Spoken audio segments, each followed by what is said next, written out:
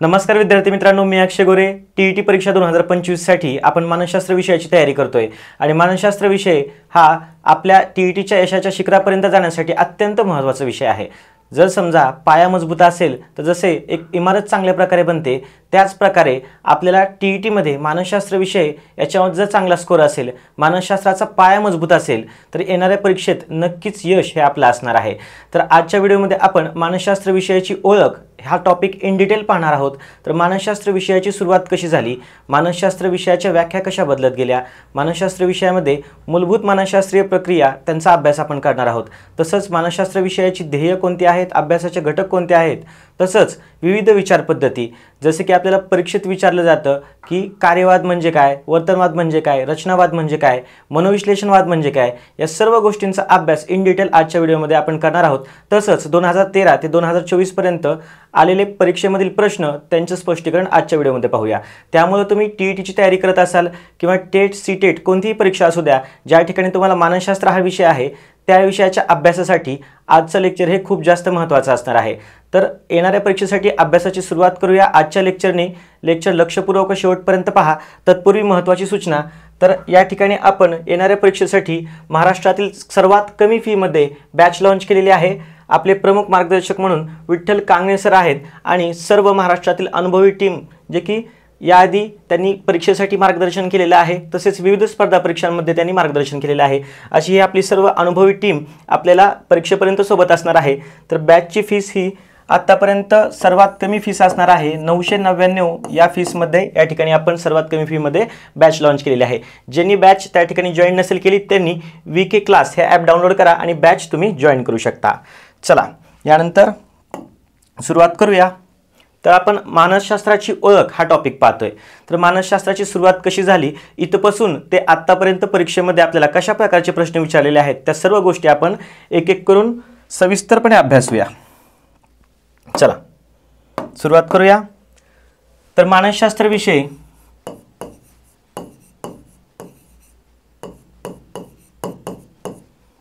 या विषयाच्या अभ्यासाची सुरुवात कशी झाली, कुठून झाली हे आपण पहिल्यांदा पाहूया।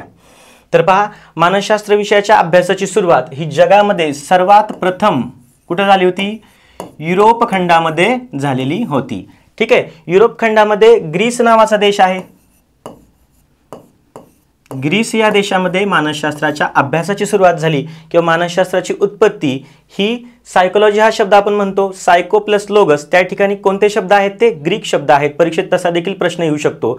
लक्षात ठेवायचं, युरोप खंडातील ग्रीस देशामध्ये मानसशास्त्राची उत्पत्ती झालेली आहे, मानसशास्त्राची सुरुवात झालेली आहे। पहा, एरिस्टॉटल आहेत, त्यानंतर प्लेटो आहेत। ठीक आहे, प्लेटोंच्या नंतर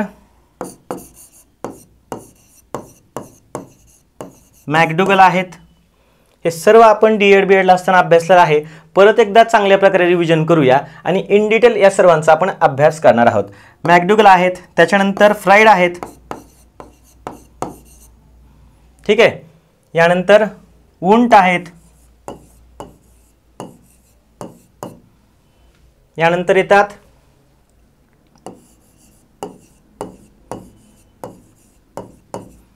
वुडवर्थ आहेत, वॅटसन आहेत।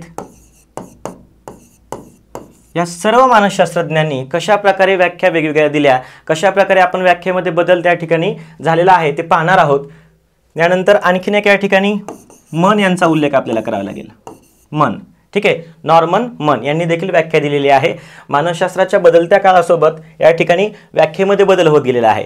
तर मानसशास्त्राची सुरुवात कशी झाली, तर आपण पाहिलं की मानसशास्त्राची सुरुवात ही युरोप खंडामध्ये झालेली आहे, ग्रीस देशामध्ये झालेली आहे। प्राचीन काळामध्ये त्या ठिकाणी युरोप खंडातील ग्रीस या देशामध्ये या ठिकाणी पहा, अरिस्टॉटल आणि प्लेटो हे विचारवंत होते, मानसशास्त्रज्ञ होते। अरिस्टॉटल यांना मानसशास्त्राचे जनक असं संबोधलं जातं। अरिस्टॉटल यांनी डी ॲनिमा हा ग्रंथ लिहिलेला आहे। ग्रंथ कोणता लिहिला, महत्त्वाचा आहे, परीक्षेत विचारला जाऊ शकतो। तर या ठिकाणी डी ॲनिमा हा ग्रंथ अरिस्टॉटल यांनी लिहिला, हा मानसशास्त्रातला पहिला ग्रंथ आहे। ठीक आहे, त्यानंतर येतात प्लेटो। प्लेटो यांनी रिपब्लिक नावाचा ग्रंथ लिहिला आणि द लॉज हे 2 ग्रंथ प्लेटो यांनी लिहिलेले आहेत. तर पहा आपल्याला परीक्षेत प्रश्न कसा विचारला जातो. मानसशास्त्राचे जनक कोण आहेत? अरिस्टॉटल आहेत. मानसशास्त्रातील पहिला ग्रंथ कोणता? तर डी ॲनिमा आहे. त्या ग्रंथामध्ये कशासंबंधीचे प्रश्न किंवा कशासंबंधीचा अभ्यास त्या ठिकाणी केला जात होता? तर पहा या ठिकाणी डी ॲनिमा या ग्रंथामध्ये आत्म्याविषयीचे विचार मांडलेले होते. ठीक आहे, आत्मा किंवा मन.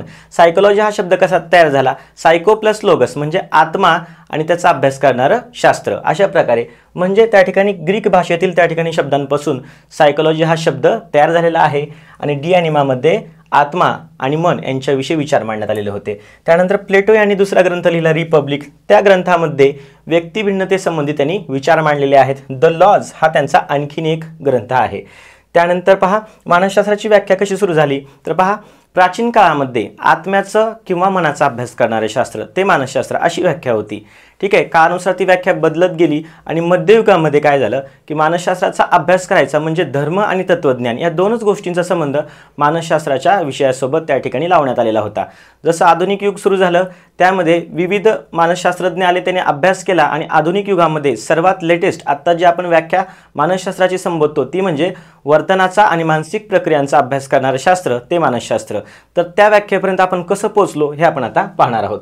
तर पहा पहिल्यांदा अरिस्टॉटल यांनी आत्म्याविषयीचा अभ्यास करणारं शास्त्र ते मानसशास्त्र अशी व्याख्या केली होती.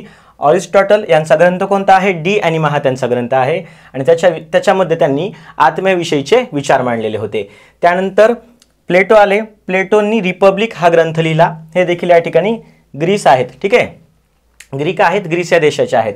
तर पहा अरिस्टॉटल नंतर प्लेटो यांनी रिपब्लिक हा ग्रंथ लिहिला आणि द लॉज हा ग्रंथ लिहिलेला आहे. ठीक आहे, तर पहा व्याख्या कशी बदलत गेली. पहिल्यांदा आत्मा या ठिकाणी मानसशास्त्राचा अभ्यासाचा विषय होतो, परंतु आत्मा किंवा मन या गोष्टी आपण त्याला ओळखू शकत नाही, स्पर्श करू शकत नाहीत. ठीक आहे, पाहू शकत नाहीत. त्यामुळं या गोष्टींना तेवढा शास्त्रीय पुरावा नव्हता, त्याच्यामुळं काळानुरूप व्याख्या ह्या बदलत गेल्या होत्या. ठीक आहे, तर पहा मॅकडुगल यांनी काय सांगितलं होतं यानंतर की मॅकडुगल यांनी सांगितलं की मनाचा अभ्यास करणारं शास्त्र ते मानसशास्त्र, हे मॅकडुगल यांची व्याख्या होती. त्यानंतर मॅकडुगल यांच्या नंतर आलेले आहेत उंट आलेले आहेत. उंट यांनी काय सांगितलं तर बोधावस्थेचा अभ्यास करणारं शास्त्र ते मानसशास्त्र. ठीक आहे, आधी आत्म्याचं शास्त्र, नंतर मनाचं शास्त्र, नंतर बोधावस्थेचा अभ्यास करणारं शास्त्र हे उंट यांनी सांगितलं. तर बोधावस्था म्हणजे काय तर कॉन्शियस स्टेट. आपण जेव्हा चेतना अवस्थेमध्ये असतो, शुद्धीवर असतो, सर्व गोष्टी आपल्याला कळतात, तेव्हा आपण बोधावस्थेमध्ये असतो. ठीक आहे, त्यानंतर येतात फ्राइड. फ्राइड यांनी सांगितलं की फक्त बोधावस्था नाही तर त्याच्यासोबत अबोध अवस्था ही देखील मानसशास्त्राच्या अभ्यासाचा विषय असली पाहिजे. म्हणजे बोधावस्थेचा अभ्यास करणारं शास्त्र ते मानसशास्त्र नाही, तर बोधावस्थेसोबतच अबोध अवस्थेचा अभ्यास करणारं शास्त्र ते मानसशास्त्र असं फ्राइड यांनी सांगितलेलं होतं. ठीक आहे, तर अशा प्रकारे व्याख्या बदलत गेली. पहिल्यांदा आत्म्याचा अभ्यास करणारे शास्त्र अरिस्टॉटल यांनी सांगितलं, नंतर मॅकडुगल यांनी मनाचा अभ्यास करणारे शास्त्र ते मानसशास्त्र अशी व्याख्या केली, नंतर बोधावस्थेचा अभ्यास करणारे शास्त्र ते मानसशास्त्र अशी वुंट यांनी व्याख्या केलेली आहे. नंतर फ्राइड यांनी सांगितलं की फक्त बोधावस्था नाही, ठीक आहे, कॉन्शियस स्टेट नाही तर त्याच्यासोबतच अनकॉन्शियस स्टेट. ठीक आहे, अनकॉन्शियस अवस्था जी असते त्याच्यामध्ये देखील आपण झोपलेलो असतो, त्यावेळेस देखील आपली विचार प्रक्रिया चालू असते. म्हणजे अबोध अवस्थेचा अभ्यास करणारे शास्त्र ते मानसशास्त्र अशी व्याख्या फ्राइड यांनी केलेली आहे. तर अशा प्रकारे व्याख्या ही बदलत गेली. त्यानंतर पहा वुडवर्थ यांनी सांगितलं की विशिष्ट वातावरणामध्ये आपण जे वर्तन करतो त्या वर्तनाचा अभ्यास करणारे शास्त्र ते मानसशास्त्र. म्हणजे यांनी याच्यामध्ये व्याख्येला वातावरणाची जोड दिलेली आहे. ठीक आहे, वुडवर्थ यांनी. वॅटसन यांची व्याख्या जी आहे ती आधुनिक व्याख्या समजली जाते, सर्वात लेटेस्ट व्याख्या. त्याच्यामध्ये त्यांनी फक्त एकच घटक सांगितला, वर्तनाचा अभ्यास करणारं शास्त्र ते मानसशास्त्र. ठीक आहे, लेटेस्ट व्याख्या इथपर्यंत आली. आणि मन जे आहे त्यांनी काय सांगितलं, फक्त वर्तन नाही तर वर्तन प्लस या ठिकाणी अनुभव, वर्तन आणि अनुभव या दोन्हींचा समावेश मानसशास्त्राच्या व्याख्येत असला पाहिजे. तर अशा प्रकारे आपण एक एक मानसशास्त्राची व्याख्या कशी बदलत गेली हे पुढे लेक्चरमध्ये इन डिटेल पाहूया. तसेच मानसशास्त्रातील महत्त्वाचे विचारपद्धती ज्या आहेत त्याच्यावर आपल्याला TETच्या एक्झाममध्ये प्रश्न विचारले जातात. तसेच 2013 ते आत्तापर्यंत कशा प्रकारचे प्रश्न आपल्याला मानसशास्त्राची सुरुवात किंवा मानसशास्त्राची ओळख या टॉपिक अंतर्गत आलेले आहेत ते सर्व आपण इन डिटेल पाहूया. लेक्चर लक्षपूर्वक पहा, खूप महत्त्वाचं असणार आहे येणाऱ्या परीक्षेसाठी. ठीक आहे, तर चला लेक्चरला सुरुवात करूया आता. थोडक्यात मी त्या ठिकाणी प्रस्तावना करण्याचा प्रयत्न केलेला आहे. ओके, आपण जसं कोर्समध्ये आपण नोट्स वगैरे तयार करतोय आणि त्या नोट्सच्या माध्यमातून लेक्चर घेतोय, त्याच प्रकारचं हे लेक्चर आहे. त्या ठिकाणी नोट्स घेण्यात आलेल्या आहेत. ठीक आहे, तुमच्या परीक्षेमध्ये तुम्हाला 30 पैकी 30 मार्क्स येण्यासाठी जास्तीत जास्त चांगल्या प्रकारच्या आणि परीक्षाभिमुख नोट्स तयार करण्याचा मी प्रयत्न केलेला आहे. आय होप तुम्हाला नक्कीच याचा फायदा होईल. तर पहा, अरिस्टॉटल हे मानसशास्त्राचे जनक मानले जातात.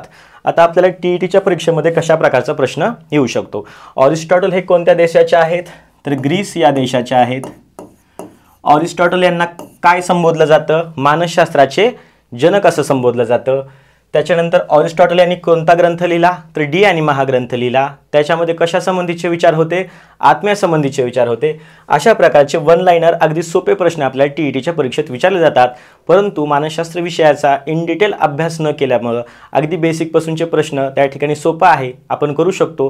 थोडंसं इग्नोर केल्यामुळं किंवा वेळेअभावी बरेच आपले शिक्षक गुरुवर्य आहेत, त्यांना वेळेअभावी मानसशास्त्र विषयाचा अभ्यास तितका करता येत नाही. DED किंवा BEd होऊन बरेच वर्ष झालेले आहेत. अशा वेळेस आपल्याला काय करायचं आहे, तर जास्तीत जास्त प्रभावी रिव्हिजन आपल्याला करायचे आहे. त्यासाठीच्या नोट्स तयार केलेल्या आहेत. ठीक आहे, तर चला प्रश्न कशा प्रकारचे येतात ते मी तुम्हाला सांगतोय. सुरुवात करतोय आता आपण चॅप्टरला. मानसशास्त्राला इंग्रजीमध्ये काय म्हणतात पहा, सायकोलॉजी. PSY या ठिकाणी आहे. ठीक आहे, सायकोलॉजी. सायकोलॉजीचा या ठिकाणी शब्द कसा तयार झाला, तर सायकी किंवा सायको दिलेला आहे. सायकी किंवा सायको आणि प्लस लोगस या दोन शब्द कुठल्या भाषेतून आलेत हे विचारलं जातं आपल्याला. हे खूप महत्त्वाचं आहे. ग्रीक भाषेमधून शब्द तयार झालेले आहेत. भाषा कुठली आहे, ग्रीक भाषा आहे. पहा, ग्रीक भाषेमधून सायकी आणि लोगस या दोन शब्दांना एकत्रित करून सायकोलॉजी हा शब्द तयार झालेला आहे. ठीक आहे, सायकोलॉजी या शब्दामध्ये सायकीचा अर्थ काय होतो, सायकी म्हणजे काय आहे, आत्मा किंवा मन आहे. आणि लोगस म्हणजे काय आहे, तर शास्त्र आहे. ठीक आहे, सायन्स आहे. ओके, अशा प्रकारे मानसशास्त्राच्या शब्दावर आपल्याला प्रश्न विचारला जाऊ शकतो. पहा, महत्त्वाचं आहे. सायकी म्हणजे आत्मा, लोगस म्हणजे शास्त्र. अशा प्रकारे मानसशास्त्र हा शब्द तयार झाला. आणि महत्त्वाचं म्हणजे हे जे साइन या ठिकाणी दिसते तुम्हाला, चिन्ह दिसते या ठिकाणी, हे मानसशास्त्राचं चिन्ह आहे, जे तुम्ही पहिल्या पेजवर पाहिलं असेल. ठीक आहे, तर मानसशास्त्राचं चिन्ह, मानसशास्त्राचं हे चिन्ह ग्रीक वर्णमालेतील कितवं मूळ अक्षर आहे, तुमच्या जादाच्या माहितीसाठी 23वं मूळ अक्षर आहे.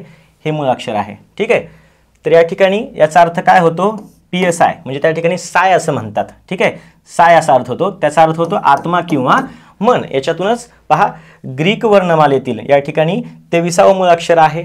याच्यावरून आपण लक्षात ठेवू शकतो की ग्रीकमध्ये मानसशास्त्राची सर्व सुरुवात झालेली आहे, डेव्हलपमेंट त्या ठिकाणी सुरुवात झालेली आहे. ओके, चला प्राचीन काळ, तर मानसशास्त्राचा इतिहास आपण आता पाहतोय. प्राचीन काळामध्ये पहा, तर सायकोलॉजी आपण आताच पाहिले की सायकोलॉजी हा ग्रीक भाषेतून आलेला शब्द आहे. सायकी म्हणजे आत्मा आणि लोगस म्हणजे शास्त्र. ठीक आहे, तर आत्म्याचा अभ्यास करणारं किंवा मनाचा अभ्यास करणारं शास्त्र म्हणजेच मानसशास्त्र अशी या ठिकाणी व्याख्या झालेली आहे. हे आपण आता पाहिलं. तर पहा, सुरुवातीला मानसशास्त्र हे आत्म्याचा अभ्यास करणारं शास्त्र मानलं जातं. प्राचीन काळामध्ये मानसशास्त्र विषयाची व्याप्ती जी होती ती फक्त आत्मा आणि मन या दोन शब्दांपुरतीच मर्यादित होती, इतकंच. ठीक आहे, त्यानंतर मध्ययुगीन काळात काय झालं पहा. मध्ययुगीन काळात मानसशास्त्र विषय म्हणजे काय, तर दोन शब्द, धर्म आणि तत्वज्ञान, या दोनच गोष्टींसोबत मानसशास्त्राचा संबंध त्या ठिकाणी जोडला गेला होता. आधुनिक युगाची सुरुवात झाली 16वे आणि 17वे शतक. त्यावेळेस पहा, रेने डेस्कार्टेस यांचं नाव खूप महत्त्वाचं आहे, लक्षात ठेवा. रेने डेस्कार्टेस यांनी काय सांगितलं, तर या ठिकाणी ड्युअलिझम, माइंड आणि बॉडी ड्युअलिझम ही त्यांनी थेरी सांगितलेली आहे. तर मन आणि शरीर हे वेगळं आहे, त्यांचं स्टेटमेंट आहे. रेने डेस्कार्टेस यांचं नाव. आपल्याला परीक्षेत स्टेटमेंट्स जे आहेत ते देखील विचारले जाऊ शकतात, किंवा व्याख्या, एखादा मानसशास्त्रज्ञ आहे त्यांनी कोणती व्याख्या केली ते विचारलं जाऊ शकतं. ग्रंथ कोणता लिहिला याच्याबद्दल विचारलं जाऊ शकतं. जनक कोण आहे त्याच्याबद्दल विचारलं जाऊ शकतं. त्यामुळे ती सर्व माहिती एकत्रित करून मी या ठिकाणी तुम्हाला देण्याचा प्रयत्न केलेला आहे. तर पहा, 19वे शतक, वैज्ञानिक मानसशास्त्राची सुरुवात. मानसशास्त्र एक सायन्स म्हणून पुढे आलेलं आहे 19व्या शतकामध्ये. ठीक आहे, या ठिकाणी सुरुवातीलाच पहा, खूप महत्त्वाचं आहे, 1879 विल्यम वुंट या ठिकाणी त्यांचा उल्लेख होतो. विल्यम वुंट यांनी जर्मनीमध्ये लाइप्झिग विद्यापीठामध्ये मानसशास्त्रातील पहिली प्रयोगशाळा सुरू केलेली आहे. याच्यावर आपल्याला TETच्या परीक्षेमध्ये किंवा CTET असू द्या, टेट असू द्या, कोणत्याही परीक्षेत प्रश्न विचारला जाऊ शकतो. खूप महत्त्वाचा आहे. ठीक आहे, विल्यम वुंट यांनी जर्मनीमधील लिप्झिग येथे पहिली मानसशास्त्राची प्रयोगशाळा सुरू केलेली आहे. यानंतर मानसशास्त्राला स्वतंत्र आणि वैज्ञानिक शास्त्र म्हणून ओळख मिळालेली आहे. त्यापूर्वी मानसशास्त्र काय होतं, प्राचीन काळात आत्म्याशी संबंधित शास्त्र, ठीक आहे, आत्मा किंवा मन या दोन शब्दांशी संबंधित, मध्ययुगामध्ये धर्म किंवा तत्त्वज्ञान यांच्याशी संबंधित, आणि त्याच्यानंतर जेव्हा या ठिकाणी 19व्या शतकाची सुरुवात झाली, ठीक आहे, त्याच्या शेवटी पहा मानसशास्त्र एक स्वतंत्र आणि वैज्ञानिक शाखा म्हणून पुढं आलेलं आहे. यानंतरचं मानसशास्त्र आणि त्यातल्या त्यात बालमानसशास्त्र व अध्यापनशास्त्र हे आपल्या TETच्या आत्ताच्या अभ्यासक्रमामध्ये आहे. मानसशास्त्राच्या बऱ्याच शाखा आहेत, त्याच्यामध्ये आपल्याला शैक्षणिक मानसशास्त्र, बालमानसशास्त्र आणि अध्यापनशास्त्र एवढेच घटक परीक्षेपुरते आहेत. आणि आपण या ठिकाणी परीक्षार्थी म्हणून परीक्षाभिमुख नोट्स वाचल्या पाहिजेत, परीक्षाभिमुखच मुद्दे वाचले पाहिजेत, ठीक आहे. आउट ऑफ सिलेबस अजिबात वाचन करायचं नाही. प्लेटो यांच्या मते ज्ञान हे अंतर्भूत असते, स्टेटमेंट आहे त्यामुळे या ठिकाणी वाचून दाखवतोय, ठीक आहे. ज्ञान हे अंतर्भूत असते हे या ठिकाणी विधान कोणी केलेलं आहे, यापैकी पर्याय दिले जातील. त्या ठिकाणी लक्षात ठेवा प्लेटो यांचं नाव, ठीक आहे, प्लेटो यांचं नाव. प्लेटो यांच्याविषयी आपण आत्ताच पाहिलं की मानसशास्त्रातला दुसरा ग्रंथ कोणी लिहिला होता, तर प्लेटो यांनी लिहिला होता. त्या ग्रंथाचं नाव काय होतं, तर रिपब्लिक हे त्या ग्रंथाचं नाव होतं. आणि प्लेटो यांचा आणखीन एक ग्रंथ म्हणजे काय आहे, द लॉज हा ग्रंथ आहे. रिपब्लिक या ग्रंथामध्ये प्लेटो यांनी कशाविषयीचे विचार मांडले होते, तर त्यांनी व्यक्तिभिन्नतेविषयीचे विचार मांडलेले होते. क्लिअर. यानंतर जॉन लॉक यांच्याबद्दल आपल्याला विचारलं जाऊ शकतो. जॉन लॉक यांच्याबद्दल तर त्यांनी या ठिकाणी पहा प्रत्येक मूल हे कोरीपाटी असतं हे सांगितलं होतं, ठीक आहे. हा शब्द लक्षात ठेवा, टॅबुला रासा. प्रत्येक मुलाला काय म्हणलेलं आहे, टॅबुला रासा. प्रत्येक मूल हे कोरीपाटी असतं, हे स्टेटमेंट्स आहेत, ठीक आहे. चला मानसशास्त्राच्या विविध व्याख्या, तर व्याख्यांना सुरुवात करतोय आपण. पहा पहिलं आहे आत्म्याचं शास्त्र ते मानसशास्त्र, ही व्याख्या केलेली आहे. तर ही व्याख्या कोणी केलेली आहे, ऑरिस्टॉटल यांनी केलेली आहे. ऑरिस्टॉटल हे ग्रीस या देशाचे आहेत आणि मानसशास्त्राचे जनक आहेत, हे आपण आता पाहिलेलं आहे. तर पहा ऑरिस्टॉटल यांनी व्याख्या केली, डी ॲनिमा हा त्यांचा पहिला ग्रंथ होता, ठीक आहे, मानसशास्त्रातला. प्लेटो यांनी रिपब्लिक नावाचा ग्रंथ लिहिला व त्याच्यामध्ये व्यक्तिभिन्नता हा आपला सेपरेट टॉपिक आहे. पुढचा जे काय आपण लेक्चर्स घेणार आहोत त्याच्यामध्ये सेपरेट टॉपिक आहे इंडिव्हिज्युअल डिफरन्सेस, म्हणजेच काय व्यक्तिभिन्नता. त्याच्यामध्ये खूप महत्त्वाच्या गोष्टी आपण पाहणार आहोत, ठीक आहे. तर प्लेटो यांनी व्यक्तिभिन्नता यांच्यासंबंधी विचार मांडलेले आहेत. आणखीन एक त्यांचा ग्रंथ म्हणलं तर द लॉज लक्षात ठेवायचा प्लेटो यांचा. यानंतर मनाचे शास्त्र ते मानसशास्त्र. आता दुसरी व्याख्या आली. पहिल्यांदा ऑरिस्टॉटल यांच्याविषयी पाहिलं, आत्मा, त्याच्यानंतर आला शब्द मन, मनाचे शास्त्र ते मानसशास्त्र, सायन्स ऑफ सोल या ठिकाणी आपण म्हणू शकतो. तर पहा मॅकडुगल येतात या ठिकाणी. मॅकडुगल यांनी काय सांगितलं, त्यांची व्याख्या पहा, एवढी मोठी या ठिकाणी व्याख्या दिली आहे, किंवा या दोन्हीपैकी कोणतीही व्याख्या तुम्हाला विचारली जाऊ शकते आणि विचारलं जाऊ शकतं की ही व्याख्या कोणी केली. मॅकडुगल म्हणलं की फक्त या ठिकाणी मन हा शब्द लक्षात ठेवायचा, एवढंच व्याख्येमध्ये शोधायचं आणि उत्तर टिक करायचं.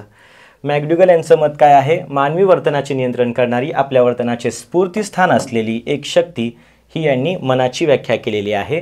आणि मॅकडुगलच्या मते मानसशास्त्र हे मानवी मनाचे अनुभव मिश्रित आणि वर्णनात्मक शास्त्र आहे. परंतु ह्याच्यात हायलाइटेड शब्द काय आहे, मनाचे. ओके, चला. आत्मा आणि मन या दोन्ही गोष्टी कशा आहेत, अमूर्त आहेत. अमूर्त आणि मूर्त याच्यातला फरक या ठिकाणी आपण लक्षात घेतला पाहिजे. अमूर्त म्हणजे काय, ज्या गोष्टींना आपण पाहू शकत नाही, स्पर्श करू शकत नाहीत, त्यांना आपण अमूर्त असं म्हणतो, ठीक आहे. ॲब्स्ट्रॅक्ट कॉन्सेप्ट आहेत त्या, म्हणून मानसशास्त्राची व्याख्या बदलण्यात आली. तुम्हाला याआधी सांगितल्याप्रमाणे आत्मा नेमकं शरीरामध्ये कुठं आहे, मनाची शरीरामध्ये नेमकं कोणत्या ठिकाणी लोकेशन आहे, हे आपल्याला नक्की सांगता येतं का, सांगता येत नाहीत. त्या गोष्टी अमूर्त आहेत, त्याच्यामुळंच आपल्याला या ठिकाणी या गोष्टी मागे टाकाव्या लागल्या आणि मानसशास्त्राची व्याख्या ही बदलावी लागली.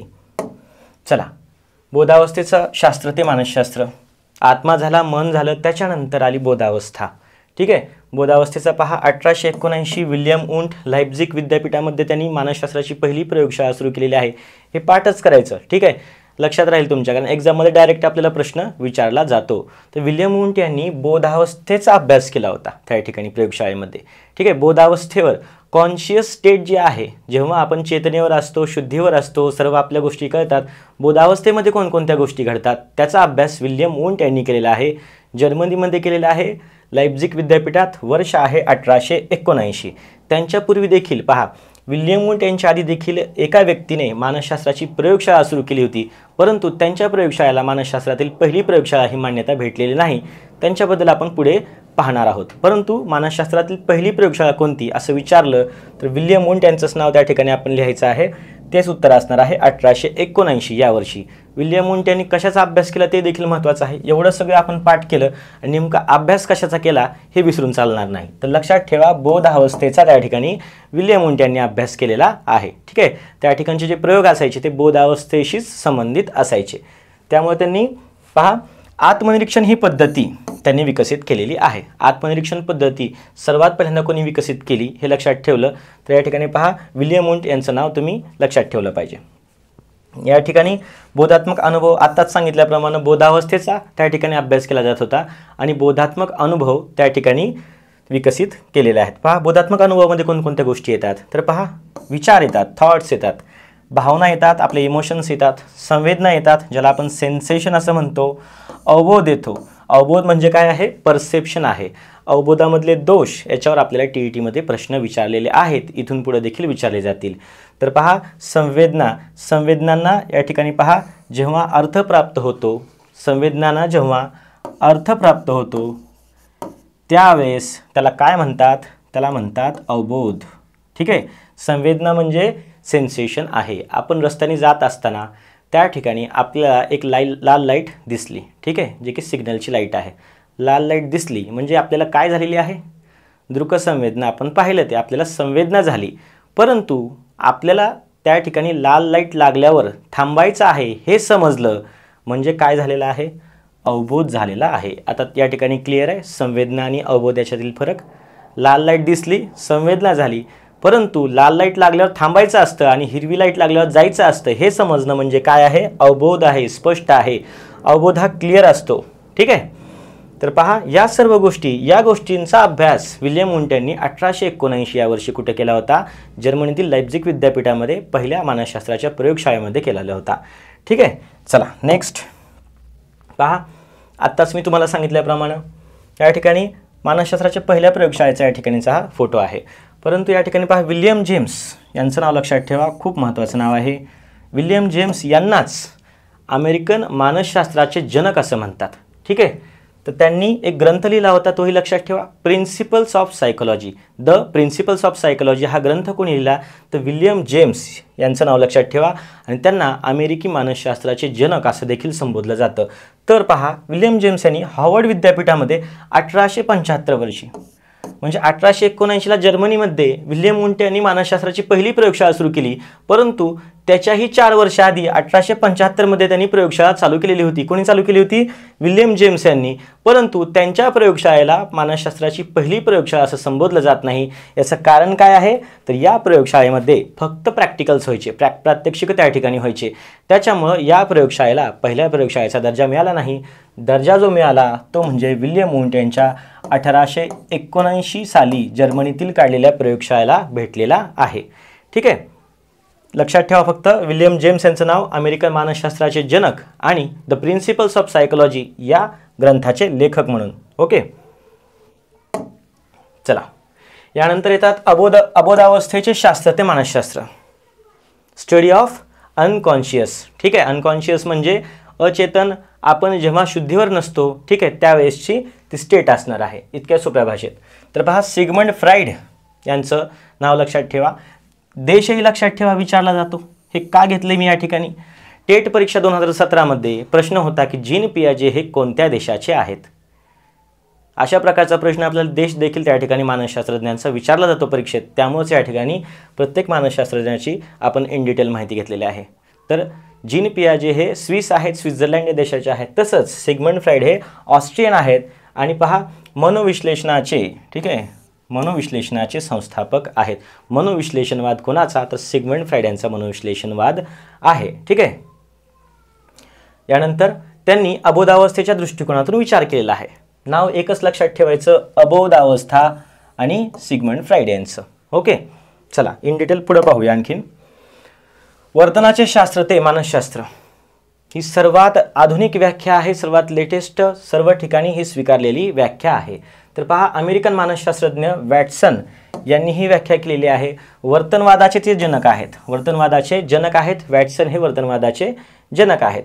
ठीक आहे. जॉन वॅटसन यांनी केलेली वर्तमानाची व्याख्या. वर्तन हे व्यक्ती किंवा प्राण्याने, पहा व्यक्ती किंवा प्राण्याने केलेली कोणतीही गोष्ट ज्याचे निरीक्षण करता येतं आणि नोंद करता येते, ठीक आहे, आणि त्याचा अभ्यास करता येतो. निरीक्षण, नोंद आणि अभ्यास करता येतो मानव किंवा इतर प्राण्यांनी केलेलं वर्तन यालाच काय म्हणतात? तर पहा, या ठिकाणी मानसशास्त्राची त्यांनी व्याख्या केलेली आहे. चला, यानंतर वुडवर्थ त्यांचं नाव. वुडवर्थ त्यांना पहा, वुडवर्थ त्यांनी काय संबंध जोडला होता? या ठिकाणी मगाशी सांगितलं मी व्याख्येमध्ये वातावरणाशी संबंध जोडलेला होता, ठीक आहे. वुडवर्थ त्यांनी RS वुडवर्थ त्यांचं नाव आहे. SOR मॉडेल जे आहे ते त्यांनी डेव्हलप केलेलं आहे. तर पहा, विशिष्ट वातावरणाच्या संबंधात व्यक्तीच्या ज्या क्रिया घडतात त्या क्रियांचं शास्त्र म्हणजे काय? तर मानसशास्त्र. या ठिकाणी वुडवर्थ यांनी केलेली व्याख्या आहे. यानंतर वर्तन हे अंतर्गत किंवा बाह्य उद्दीपकाला दिलेली जीवाची प्रतिक्रिया होय. वर्तन काय आहे? वर्तनाची व्याख्या खूप जास्त महत्त्वाची आहे, वुडवर्थ यांनी केलेली.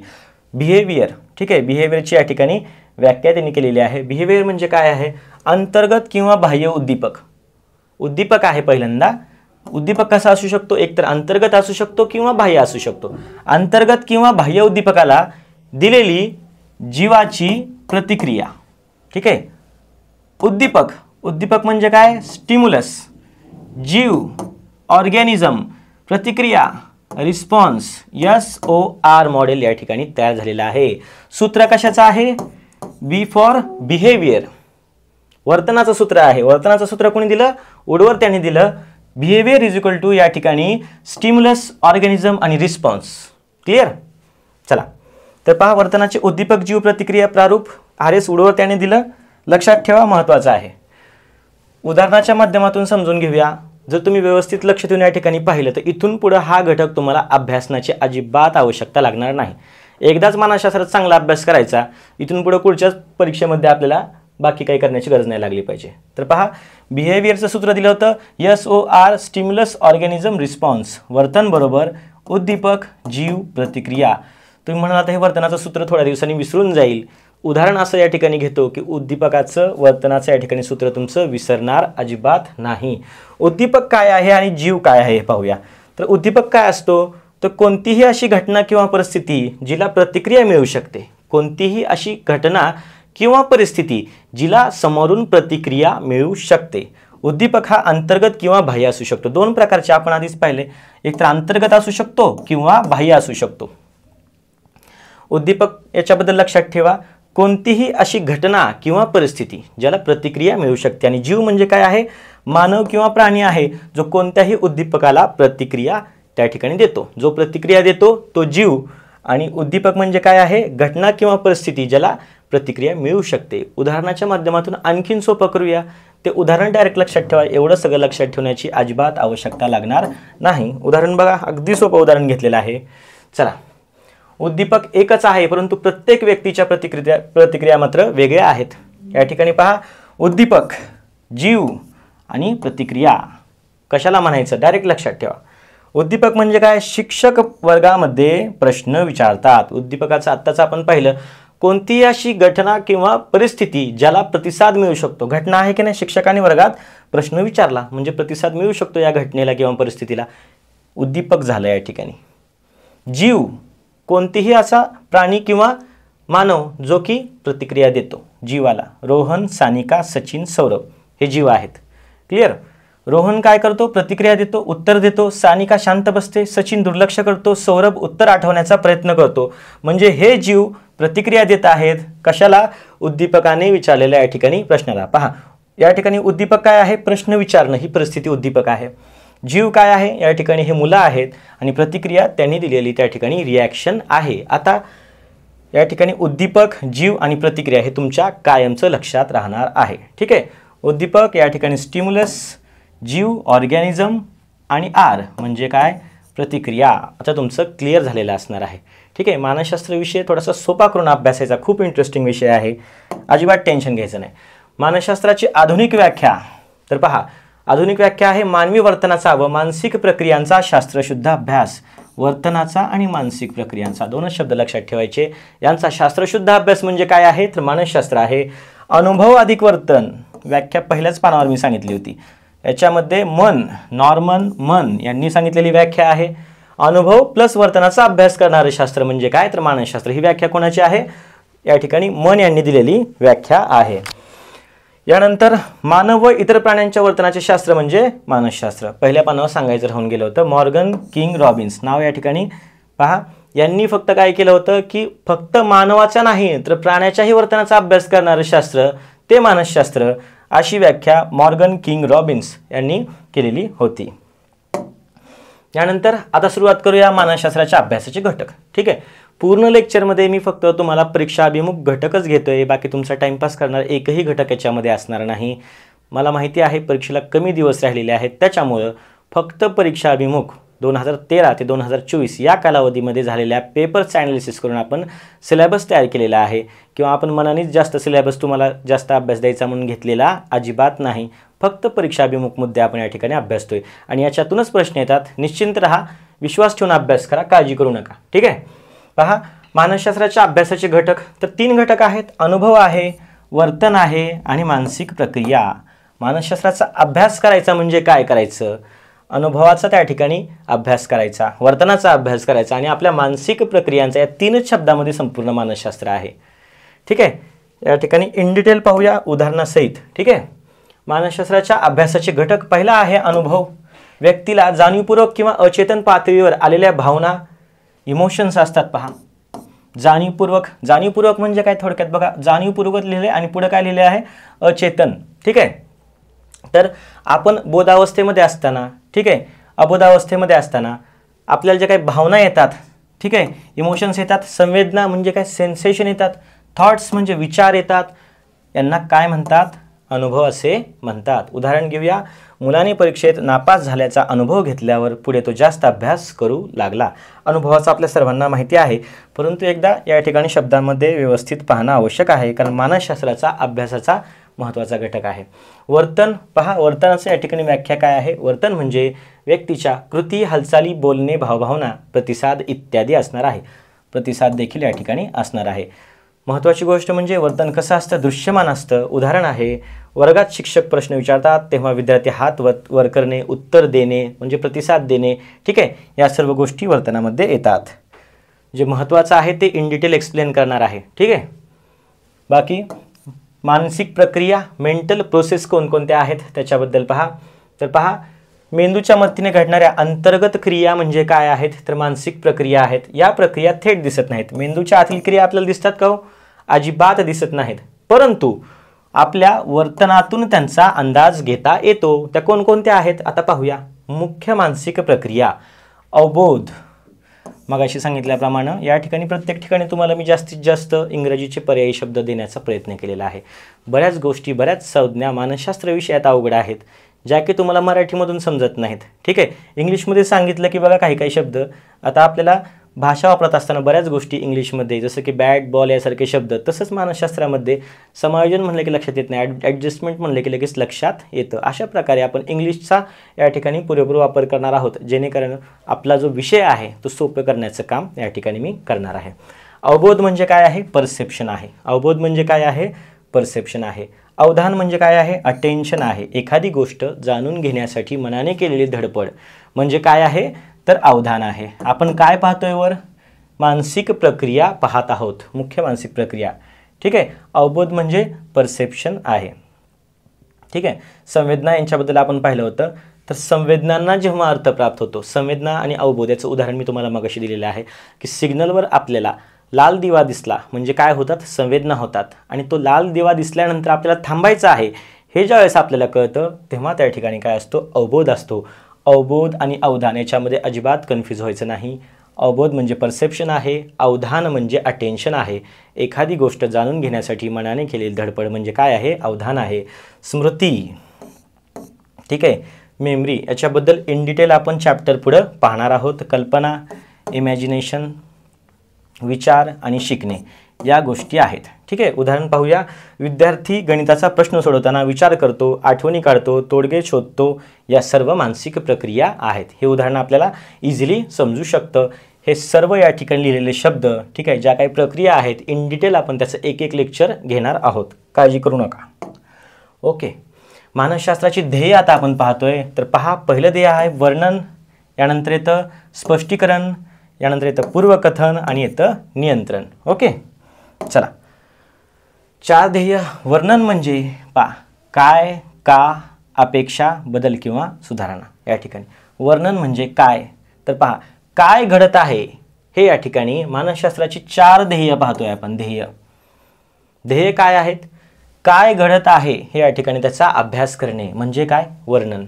स्पष्टीकरण म्हणजे काय, का घडत आहे, एखादी गोष्ट का घडत आहे, असे वर्तन का घडत आहे, हे देखील मानसशास्त्राचं ध्येय आहे. पूर्वकथन, एखादी गोष्ट भविष्यामध्ये कशी घडेल. अपेक्षा, पूर्वानुमान, त्याला आपण प्रेडिक्शन असं म्हणतो. नियंत्रण, नियंत्रणामध्ये 2 गोष्टी येतात, बदल येतो आणि सुधार येतो. ठीक आहे, इम्प्रूव्हमेंट पण त्याच्यामध्ये येते नियंत्रणामध्ये. बदल आणि सुधार हे व्यवस्थित लक्षात ठेवा.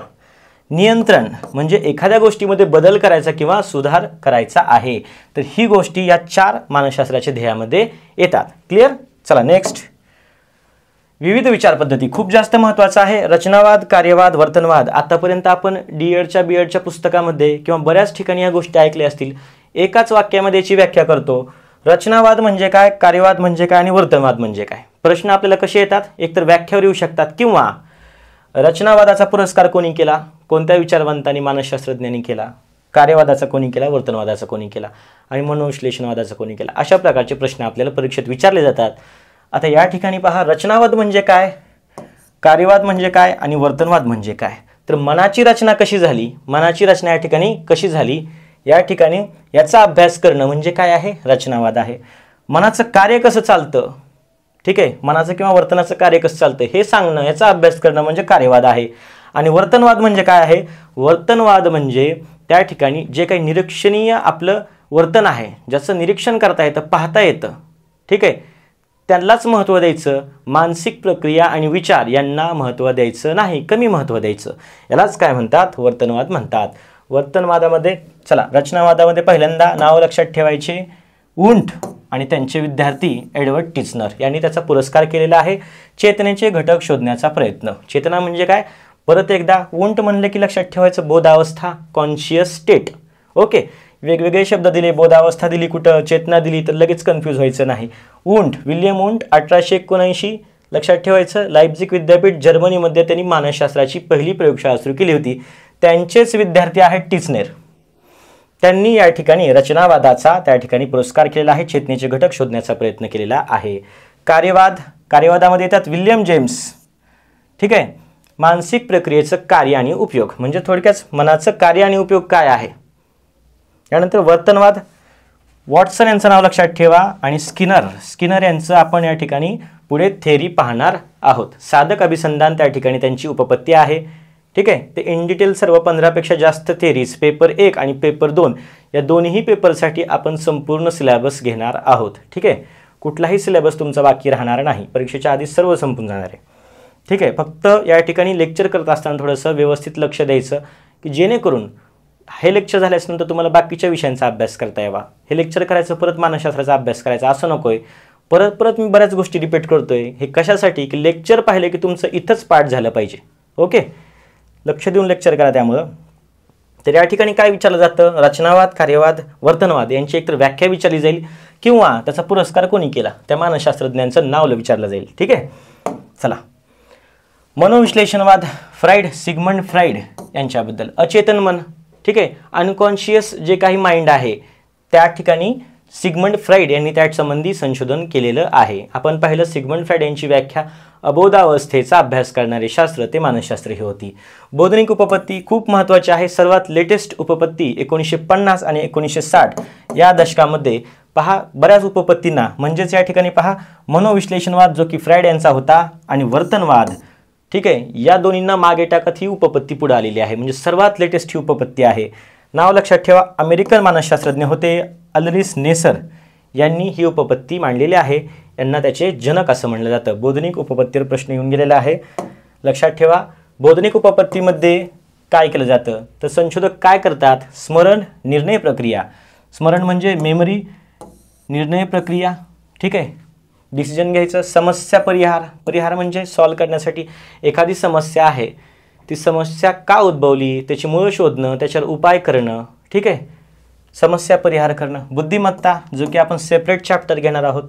बुद्धिमत्तेचा खूप महत्त्वाचा चॅप्टर आहे. ह्याच्यामध्ये आपण बौद्धिक उपपत्तीमध्ये पाहतोय की संशोधक काय करतात तर या गोष्टींचा अभ्यास करतात. बघा, स्मरण, निर्णय प्रक्रिया, समस्या परिहार, बुद्धिमत्ता, भाषा इत्यादी उच्च मानसिक प्रक्रियांचा, ठीक आहे, उच्च मानसिक प्रक्रिया आहेत या दिलेल्या वर्षा. त्याच्यामध्ये MRI आणि PET स्कॅन मेडिकल टर्म्स आहेत. ठीक आहे. तर चुंबकीय अनुस्पंदन प्रतिमा आणि पॉझिट्रॉन प्रतिमा, ठीक आहे, या तंत्राद्वारे अभ्यास करतात. म्हणजे मेडिकल फील्डमध्ये सर्वात लेटेस्ट या ठिकाणी हे बोधनिक उपपत्तीचा वापर केला जातो. MRI लक्षात ठेवा आणि PET स्कॅन. ठीक आहे. चला नेक्स्ट, मूलभूत मानसशास्त्रीय प्रक्रिया कोणकोणत्या आहेत तर पहा, पहिली पाहतोय आपण अनुभव. अनुभवामध्ये काय येतं? संवेदना येतात आणि अवबोध येतो. संवेदनांना जेव्हा अर्थ प्राप्त होतो तेव्हा त्या ठिकाणी त्याला काय म्हणतात? अवबोध असं म्हणतात. हे आपण पाहिलेलं आहे. अनुभव म्हणजे आपल्या संवेदन इंद्रियाद्वारे बाह्य जगाची माहिती मिळवणे. उदाहरण, रंग, आवाज, स्पर्श, चव, वास यांचा अनुभव. मग अशीच सांगितलं मी, तुम्हाला रंग दिसला, आवाज दिसला तर पहा या ठिकाणी संवेदना होतात. म्हणजे काय तर आपल्याला सिग्नल दिसलं, ठीक आहे, संवेदना, त्याचा अर्थ लागला की अवबोध तयार झालेला आहे. थोडंसं फास्ट ट्रॅक पद्धतीने घेतोय, परंतु आपण जे काही लेक्चर घेतोय त्याच्यामध्ये जरा स्लो घेऊया, कारण आपल्याला वेळाभावी या ठिकाणी सर्व प्रश्न देखील कव्हर करायचे. पुढे आपल्याला 2013 पासून आलेले PYQ देखील अभ्यासायचे आहेत. फास्ट ट्रॅक घेतोय याचा अर्थ असं नाही की आपण काही त्याच्यामध्ये कमी घेतोय. सर्वच पॉईंट्स, एकही पॉईंट अजिबात एक्झामला महत्त्वाचा आहे आणि आपण सोडलाय असं होणार नाही. चला, अवधान, अवबोध आणि अवधान याच्यामध्ये अजिबात कन्फ्यूज व्हायचं नाही. बऱ्याच वेळेस विद्यार्थी कन्फ्यूज होतात.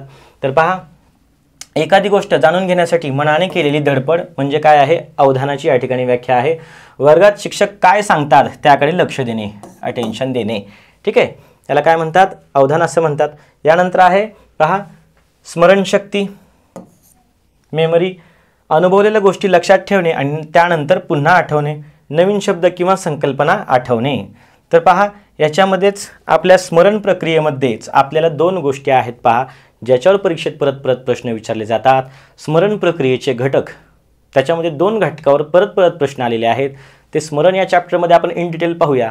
परंतु या ठिकाणी स्मरण हा शब्द आला म्हणजे आपल्याला आठवलं पाहिजे त्या ठिकाणी प्रत्याभिज्ञान आणि प्रत्यावहन या 2 गोष्टी आहेत. तर प्रत्याभिज्ञान याचं उदाहरण विचारलं जातं किंवा व्याख्या विचारली जाते. प्रत्यावहन याचं उदाहरण किंवा व्याख्या विचारली जाते. प्रत्याभिज्ञान पहा, प्रत्याभिज्ञान म्हणजे काय असणार आहे तर रेकग्नायझेशन, एखादी गोष्ट ओळखणे. 4 गोष्टी समोर आहेत, त्याच्यापैकी एखादी गोष्ट ओळखणे. एखादा व्यक्ती दिसला समोर आहे, बरोबर आपण ओळखायचं त्याचं नाव. ठीक आहे, त्याला काय म्हणतात? रेकग्नायझेशन. म्हणजेच काय आहे? प्रत्याभिज्ञान. आणि प्रत्यावहन, प्रत्यावहन म्हणजे काय? डायरेक्ट एखादी गोष्ट आठवून लिहिणे. ठीक आहे, आठवून लिहिणे म्हणजे हे परीक्षेसंबंधी सांगितलं तुम्हाला. एखादी गोष्ट आठवणे म्हणजे काय आहे? प्रत्यावहन आहे.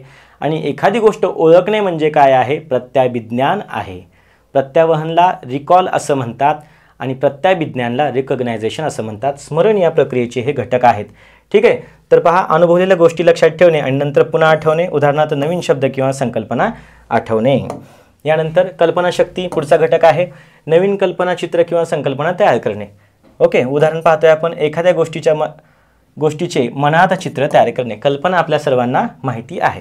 विचारशक्ती किंवा बुद्धिमत्ता, थिंकिंग किंवा इंटेलिजन्स, हे सर्व समानार्थी शब्द, कोणताही शब्द येऊ द्या, या ठिकाणी आपण सर्व नोट्समध्ये घेतलेला आहे. पहा, विचारशक्ती, समस्या सोडवणे, निर्णय घेणे, विचार करणे. उदाहरण काय आहे? गणिताचे प्रश्न सोडवणे, योजना बनवणे. या गोष्टी पहा बुद्धिमत्ता या घटकांतर्गत येतात. इन डिटेल आपण हा टॉपिक अभ्यासणार आहोत, त्याच्यामुळे या ठिकाणी मी काही जास्त घेतलेलं नाही. जे महत्त्वाचं आहे, परीक्षाभिमुख आहे तेच घेतोय. भावना म्हणजे काय? आनंद, दुःख, राग, प्रेम इत्यादी मानसिक अवस्था आपल्या भावनेमध्ये येतात, इमोशन्समध्ये. एखाद्या यशाने आनंद होणे किंवा दुःख होणे या गोष्टी भावनेमध्ये येतात. इच्छाशक्ती, प्रेरणा, तर वर्तन करण्याची प्रेरणा आणि मानसिक ऊर्जा. उदाहरण आहे एखाद्या उद्दिष्टासाठी मेहनत करणे, हे काय आहे? प्रेरणेचं उदाहरण आहे. यानंतर मानसशास्त्राच्या अभ्यास पद्धती आपण पाहतोय. पहा, खूप महत्त्वाच्या आहेत मानसशास्त्राच्या अभ्यास पद्धती.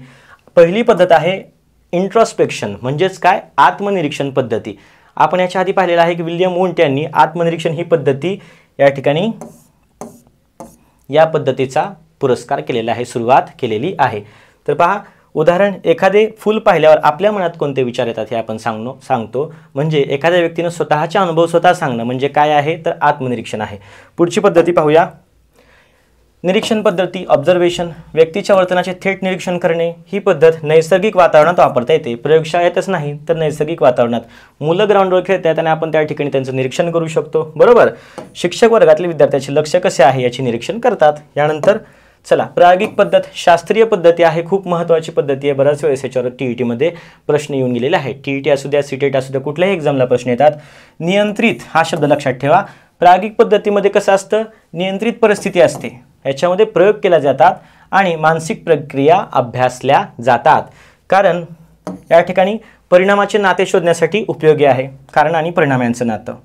उदाहरण, स्मरणशक्तीची पुनरावृत्तीचा काय परिणाम होतो हे प्रयोगशाळेत तपासणं. प्रायोगिक पद्धतीमध्ये एक नियंत्रित गट असतो, एक प्रायोगिक गट असतो.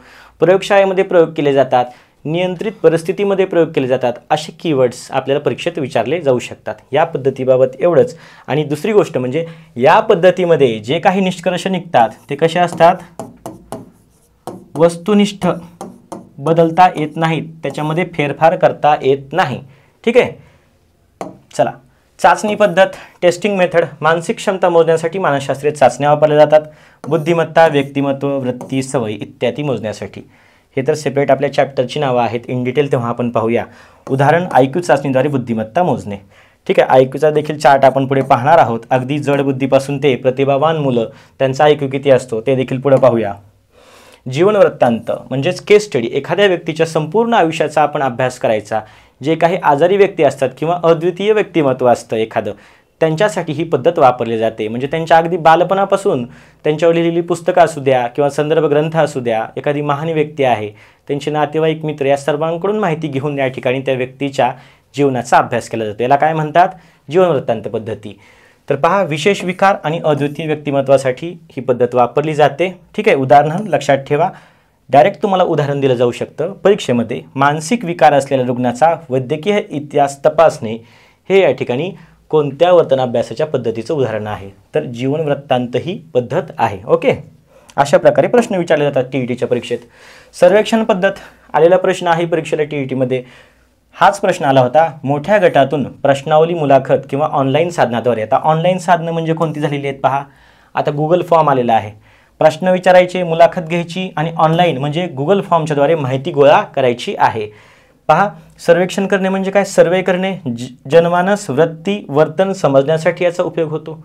ठीक आहे. जनगणनेचं काम असू द्या किंवा शिक्षकांना बरेच सर्वे करायचं काम असतं. पहा, बऱ्याच गोष्टी नवीन आल्या शासनाची धोरणं की शिक्षकांना सर्वे करायला त्या ठिकाणी सांगितलं जातं. तर त्या सर्व गोष्टी सर्वे या मेथडने अभ्यासल्या जातात. आपल्याला परीक्षेत असा प्रश्न येऊ शकतो की पहा, एखाद्या मोठ्या एखाद्या जनसमूहाचं आपल्याला काय करायचं आहे, अभ्यास करायचा आहे. तर त्यासाठी कोणती पद्धत वापरणार, प्रायोगिक पद्धत वापरणार का? प्रायोगिक पद्धत फक्त प्रयोगशाळेत वापरली जाते. आत्मनिरीक्षण वापरणार का? आत्मनिरीक्षणाचे निष्कर्ष हे निश्चित नसतात. ठीक आहे. ते चुकीचे ठरू शकतात. बरोबर. कारण स्वतःला काय वाटतंय आपण हे सांगतो त्या ठिकाणी आत्मनिरीक्षणाचे आपण निष्कर्ष सांगत असताना बऱ्याच वेळेस असं होतं की माझ्याविषयी काय खरं आहे त्यापेक्षा मी कसा असायला पाहिजे हे लोक सांगतात. त्यामुळे आत्मनिरीक्षण हे पद्धती विश्वासू नाही. ठीक आहे. प्रायोगिक पद्धती ही प्रयोगशाळेपुरती मर्यादित आहे. नैसर्गिक वातावरणात ती पद्धती कामाची नाही. जर आपल्याला भरपूर लोकांचा अभ्यास करायचा असेल तर सर्वेक्षण ही पद्धती वापरायची. उदाहरण, विद्यार्थ्यांच्या अभ्यास सवयी जाणून घेण्यासाठी प्रश्नावली तयार करणे. प्रश्न विचारायचे, मुलाखत घ्यायची आणि ऑनलाईन म्हणजे गुगल फॉर्म वगैरे या साधनाद्वारे सर्वेक्षण पद्धती. टीईटीमध्ये आलेला प्रश्न आहे महत्त्वाचा, लक्षात ठेवा. यानंतर मानसशास्त्राची ओळख या चॅप्टरच्या अंतर्गत या आधीच्या वर्षी PYQ मागील वर्षीचे प्रश्न 2013 ते 2024 या कालावधीमधील आता आपण पाहणार आहोत. खूप महत्त्वाचे आहेत प्रश्न आणि स्पष्टीकरण एक एक करून पाहूया. चला, तर पहिला प्रश्न पाहूया. मानवी वर्तनाचे शास्त्र ते मानसशास्त्र ही व्याख्या कोणी केलेली आहे? टीईटी परीक्षा 2013 मध्ये आलेला प्रश्न आहे. पर्याय आहेत वॅटसन, थॉर्नडाईक, विल्यम वुंट आणि मॅकडुगल. तर या ठिकाणी कीवर्ड लक्षात ठेवायचे असतात. वर्तनाचे शास्त्र ते मानसशास्त्र ही व्याख्या कोणी केली? मी सांगितल्याप्रमाणे या ठिकाणी वर्तन हा जो पॉईंट होता, कीवर्ड होता, तो सर्वात शेवटी आला होता. म्हणजे सर्वात आता लेटेस्ट जी व्याख्या आहे ती वर्तनाचे शास्त्र ते मानसशास्त्र ही व्याख्या आहे. ती केलेली आहे वॉटसन यांनी. ठीक आहे. वॉटसन यांनी सांगितलं की वर्तनाचा अभ्यास करणारे शास्त्र ते मानसशास्त्र. ठीक आहे. थॉर्नडाईक यांच्याबद्दल, थॉर्नडाईक हे शैक्षणिक मानसशास्त्राचे जनक आहेत. ठीक आहे. ॲनिमल इंटेलिजन्स हा त्यांनी लिहिलेला ग्रंथ आहे. अध्ययनविषयीचे नियम त्यांनी त्या ठिकाणी सांगितलेले आहेत. कसाही प्रश्न आपल्याला थॉर्नडाईक यांच्यावर येऊ शकतो. विल्यम वुंट 1879 मध्ये जर्मनीमधील लाइप्झिग विद्यापीठात त्यांनी मानसशास्त्राची पहिली प्रयोगशाळा सुरू केलेली आहे. यानंतर मॅकडुगल यांच्याबद्दल मनाचा अभ्यास करणारे शास्त्र ते मानसशास्त्र ही व्याख्या मॅकडुगल यांनी केलेली आहे. ठीक आहे. जे काही 4 पर्याय असतात त्या 4ही पर्यायांचं स्पष्टीकरण कधीही करून घ्यायचं, कारण येणाऱ्या परीक्षेमध्ये बाकीच्या 3 पर्यायावर प्रश्न येऊ शकतात. त्यामुळं आपण सर्व पर्यायांचं स्पष्टीकरण पाहतोय. चला, प्रश्न दुसरा. एखाद्या मोठ्या समूहाचे वर्तन काही प्रसंगात कसे घडेल याच्या अंदाजासाठी कोणती पद्धती उपयुक्त आहे? TET परीक्षा 2013 मध्ये आलेला प्रश्न आहे. तर या ठिकाणी मोठ्या समूहाबद्दल विचारलेलं आहे. पद्धती आत्ताच आपण अभ्यासलेल्या आहेत. आत्मनिरीक्षण, सर्वेक्षण, प्रायोगिक, जीवन वृत्तांत. तुम्हाला आत्ताच मी व्यवस्थित एक्सप्लेन केलेलं आहे की मोठा समूह म्हणलं की सर्वेक्षणच करावं लागतं, सर्वे करावा लागतो. आत्मनिरीक्षण हे स्वतःचं केलेलं निरीक्षण आहे, त्याच्यामध्ये निष्कर्ष विश्वासू नसतात. ठीक आहे. या ठिकाणी आपण कसे आहोत हे सांगायचं असतं आणि आपण सांगताना सांगतो की आपण कसे असायला पाहिजेत. त्याच्यामुळे आत्मनिरीक्षण ही पद्धती विश्वासू त्या ठिकाणी धरता येणार नाही.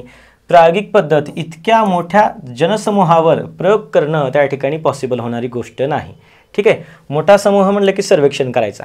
लोकांच्या घरोघरी जाऊन शिक्षक हे बऱ्याच प्रकारचे सर्वे करत असतात. ठीक आहे. त्या ठिकाणी त्यांना प्रश्न विचारतात, मुलाखत घेतात, प्रश्नावली देतात. या मेथडमधूनच या ठिकाणी मोठ्या समूहाचा अभ्यास करता येतो. जीवन वृत्तांत, प्रत्येकाच्या आयुष्याबद्दल आपण त्या ठिकाणी इन डिटेल अभ्यास करू शकतो का? नाही. त्याच्यामुळे हे देखील या ठिकाणी पर्याय नसणार आहे. आपला आन्सर असेल पर्याय क्रमांक बी. ठीक आहे, सर्वे. यानंतर कोणतीही गोष्ट जाणून घेण्यासाठी मनाने केलेली धडपड म्हणजे काय? असा प्रश्न आहे. TET 2013 मध्ये विचारलेला प्रश्न आहे. व्याख्या मी तुम्हाला आत्ताच सांगितली होती. विस्मरण, स्मरण, अवधान आणि कल्पना. तर एखादी गोष्ट जाणून घेण्यासाठी मनाने केलेली धडपड म्हणजे काय? तर अवधान होय. त्यालाच आपण अटेन्शन असं म्हणतो. अटेन्शन. ओके, क्लिअर आहे. विस्मरण याच्याबद्दल पुढे आपण जो काही एबिंगहॉस यांनी विस्मरण वक्र दिलेला आहे. एबिंगहॉस. ठीक आहे. पुढे आपण जसं आपले लेक्चर जातील त्यामध्ये आपण एबिंगहॉस यांचा विस्मरण वक्र अभ्यासणार आहोत. जशा प्रकारे आपण अध्ययन वक्र अभ्यासणार आहोत तसाच विस्मरण वक्र कोणी दिला तर एबिंगहॉस यांनी दिलेला आहे. त्यांच्याबद्दल इन डिटेल अभ्यास करूया. स्मरण या प्रक्रियेबद्दल मी मगाशीच तुम्हाला सांगितलं की त्या ठिकाणी प्रत्याभिज्ञान म्हणजे ओळखणे आणि प्रत्यावहन म्हणजे आठवणे. प्रत्याभिज्ञान म्हणजे रेकग्नायझेशन आणि प्रत्यावहन म्हणजे रिकॉल. या प्रोसेस आपण पुढील चॅप्टरमध्ये अभ्यासूया. चला, मानसशास्त्रज्ञ व त्यांनी केलेल्या व्याख्या यावर जोड्या लावाचा प्रश्न आला होता TET 2013 मध्ये. तर पहा, या ठिकाणी मानसशास्त्रज्ञ दिले त्या ठिकाणी त्यांनी केलेल्या व्याख्या दिलेल्या आहेत. तर अरिस्टॉटल यांची व्याख्या, मॅकडुगल यांची, विल्यम वुंट आणि मॉर्गन किंग रॉबिन्स यांची व्याख्या आपण पाहिलेल्या आहेत. आता जोड्या लावायच्यात. अरिस्टॉटल यांनी कोणती व्याख्या केलेली होती तर आत्म्याचा अभ्यास करणारे शास्त्र ते मानसशास्त्र, म्हणजे पर्याय क्रमांक या ठिकाणी 3 येणार आहे. मॅकडुगल यांनी मनाचा अभ्यास करणारे शास्त्र ते मानसशास्त्र. पर्याय पहा, मानवी मनाचे अनुभव मिश्रित वर्णनात्मक त्या ठिकाणी शास्त्र. मी तुम्हाला काय सांगितलं, समोर अनुभवात्मक येऊ द्या, वर्णनात्मक येऊ द्या, शास्त्र येऊ द्या, फक्त मन हा शब्द बघायचा. मॅकडुगल म्हणलं की मन. पर्याय क्रमांक 4 उत्तर येईल. विल्यम वुंट यांच्याबद्दल पहा, बोधावस्थेचा अभ्यास करणारे शास्त्र ते मानसशास्त्र 1 येईल. आणि मॉर्गन किंग रॉबिन्सन यांनी प्राण्यांचा समावेश केला होता व्याख्येमध्ये. मानव व मानवेतर प्राण्यांच्या वर्तनाचे शास्त्र. पर्याय क्रमांक 2. चला, प्रश्न क्रमांक 5 पाहतोय आपण. खालील मर्यादांपैकी प्रायोगिक पद्धतीच्या कोणत्या योग्य मर्यादा आहेत? या ठिकाणी योग्य मर्यादा आपल्याला विचारलेल्या आहेत. प्रश्न व्यवस्थित वाचायचा, सिली मिस्टेक अजिबात होऊ द्यायची नाही, कारण आपण अभ्यास इतका केलेला असतो आणि जर सिली मिस्टेकमुळे आपला एखादा मार्क गेला तर आपला निकाल जाऊ शकतो. त्यामुळं प्रश्न व्यवस्थित वाचा. शब्द महत्त्वाचा वाटला या ठिकाणी मला प्रायोगिकेला अंडरलाईन केलं, योग्य मर्यादाला अंडरलाईन केलं. ठीक आहे. प्रयोज्याचे आंतरिक घटक नियंत्रित असतात. या ठिकाणी पहा, प्रयोज्य म्हणजे काय? ज्याच्यावर प्रयोग केला जातो त्याला प्रयोज्य म्हणतात. जो प्रयोग करतो त्याला प्रयोजक असं म्हणतात. जो प्रयोग करतो त्याला प्रयोजक असं म्हणतात. प्रयोज्याचे आंतरिक घटक नियंत्रित असतात असं या ठिकाणी स्टेटमेंट आहे. पद्धती कोणती आहे? प्रायोगिक पद्धती आहे. या पद्धतीमध्ये आंतरिक घटक नियंत्रित असतात का? तर मी तुम्हाला प्रायोगिक पद्धतीचा त्या ठिकाणी माहिती सांगत असताना सांगितलं होतं की नियंत्रित परिस्थिती, याला अंडरलाईन केलं होतं की हे लक्षात ठेवा. परंतु त्या ठिकाणी बाह्य परिस्थिती आपण प्रयोगशाळेमध्ये नियंत्रित करू शकतो, आंतरिक परिस्थिती नियंत्रित करू शकत नाही. ठीक आहे. त्याच्यामुळं या ठिकाणी हे चुकीचं असणार आहे. पर्याय क्रमांक अ ही मर्यादा त्या ठिकाणी चुकीची असणार आहे. ही पद्धत अधिक खर्चिक व वेळखाऊ आहे. प्रयोगशाळेचं साहित्य लागतं, उपकरणं लागतात, खर्चिक आहे आणि वेळखाऊ पण आहे. बरोबर आहे. कृत्रिम प्रतिसादाची शक्यता असते. आपण प्रयोगशाळेत आहोत किंवा आपल्यावर प्रयोग केला जातोय म्हणल्यावर विद्यार्थी किंवा आपण स्वतः जरी असलो तरी देखील आपण कृत्रिम प्रतिसाद त्या ठिकाणी देण्याचा शक्यता असते. प्रयोजक व्यक्ती तज्ज्ञ असणे आवश्यक असते. बरोबर आहे. प्रयोजक व्यक्ती कोणीही त्या ठिकाणी आपण कोणालाही बसवू शकत नाही, कारण नोंदी करायच्या असतात. प्रयोग समजला पाहिजे, त्याच्या व्यवस्थित आणि जे काही वस्तुनिष्ठ नोंदी असतात त्या करणं आवश्यक आहे. त्यासाठी तज्ज्ञाची आवश्यकता असते. ब क ड या ठिकाणी प क ड पर्याय क्रमांक 2 मध्ये आहे. हे याचं आन्सर असणार आहे. चला, TET 2014 मध्ये विचारलेला प्रश्न होता. यानंतर TET 2016 मध्ये विचारलेला प्रश्न, खालीलपैकी कोणती वर्तन अभ्यासाची पद्धती ही शास्त्रशुद्ध वस्तुनिष्ठ असून काढलेले निष्कर्ष अधिक विश्वसनीय असतात. या ठिकाणी लक्षात ठेवा, शास्त्रशुद्ध म्हणलेलं आहे, वस्तुनिष्ठ म्हणलेलं आहे आणि निष्कर्ष विश्वसनीय असतात. तर पहा, निरीक्षण पद्धती. शाळेत आपण विद्यार्थ्यांचं निरीक्षण करतो, परंतु प्रत्येक वेळेस केलेलं निरीक्षण हे योग्य असेलच असं नाही. ठीक आहे. शास्त्रीय पद्धती याला म्हणता येत नाही. त्याच्यामध्ये निष्कर्ष चुकीचेही दिसू शकतात. आपण चुकीचं निरीक्षण करू शकतो. ठीक आहे. प्रायोगिक पद्धती हे असणार आहे याचं आन्सर. प्रायोगिक पद्धतीबद्दल 16 मध्ये प्रश्न विचारला होता. इथून पुढे प्रश्न येईल, त्यासाठी लक्षात ठेवा. प्रायोगिक पद्धतीमध्ये निष्कर्ष कसे असतात? विश्वसनीय असतात. निष्कर्ष कसे असतात? वस्तुनिष्ठ असतात. आणि ही पद्धती शास्त्रशुद्ध पद्धती आहे. ठीक आहे. त्याच्यामुळं प्रायोगिक पद्धतीवर प्रश्न परत परत विचारला जाऊ शकतो. एक नियंत्रित गट असतो, एक प्रायोगिक गट त्या ठिकाणी असतो. सर्वेक्षण ही पद्धत येईल का हो? या ठिकाणी सर्वेक्षण देखील त्या ठिकाणी विश्वसनीय असेलच असं नाही. बरोबर. वस्तुनिष्ठ त्या ठिकाणी निष्कर्ष निघतील का हे नक्की आपल्याला सांगता येत नाही. आणि शास्त्रशुद्ध पद्धती या ठिकाणी ही नाही. जीववृत्तांत ही देखील या ठिकाणी शास्त्रशुद्ध पद्धती नाही. लोक एखाद्याबद्दल माहिती सांगताना चुकीची माहिती देऊ शकतात. एखाद्या पुस्तकात लेखक चुकीचं लिहू शकतो. त्यामुळे जीववृत्तांत पद्धतीमध्ये, अभ्यास पद्धतीमध्ये आलेल्या निष्कर्षावर विश्वास आपल्याला संपूर्णपणे ठेवता येत नाही.